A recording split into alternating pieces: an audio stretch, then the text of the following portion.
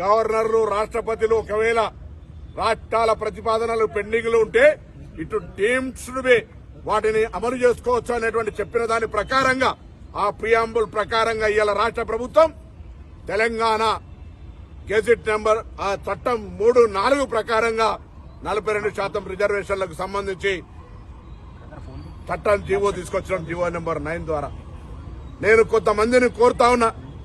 మేము ఎవరిని ఈడబ్ల్యూఎస్ 10% ఇచ్చినాడు ఎవరు వ్యతిరేకించలే. అందరికీ న్యాయం జరగాలని కోరుకుంటా ఉన్నాం. ఇందులో రాజ్యాంగబద్దంగా ఉన్నటువంటి ఎస్సీల రిజర్వేషన్లకు ఎక్కడ ఇబ్బంది జరగదు. రాజ్యాంగబద్దంగా ఉన్న ఎస్టీలకు ఎక్కడ రిజర్వేషన్ ఇబ్బంది కలగదు. కేంద్ర ప్రభుత్వం ఇచ్చిన 10% ఈడబ్ల్యూఎస్ కూడా ఇబ్బంది జరగదు.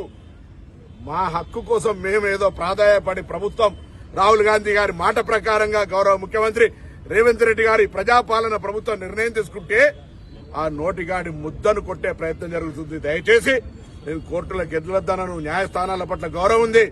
కానీ ఇప్పటికే తమిళనాడులో కూడా 69% రిజర్వేషన్ జరుగుతుంది. కొత్త కాదు, ఎవరి హక్కును గుంజుకుంటున్నది కాదు. కాబట్టి వారందరికీ మరొకసారి తెలంగాణ ప్రభుత్వం పక్షాన బలహీన వర్గాల బిడ్డగా, బలహీన వర్గాల మంత్రిగా ప్రజాస్వామ్యంలో ఆనాడు తెలంగాణకు సకల జనులు ఎట్లా కొట్లాడుకున్నారో ఇవాళ ప్రభుత్వం ఇస్తున్న ఈ యొక్క 42% రిజర్వేషన్ కాపాడుకునే బాధ్యత తెలంగాణ సమాజం మీద ఉన్నది.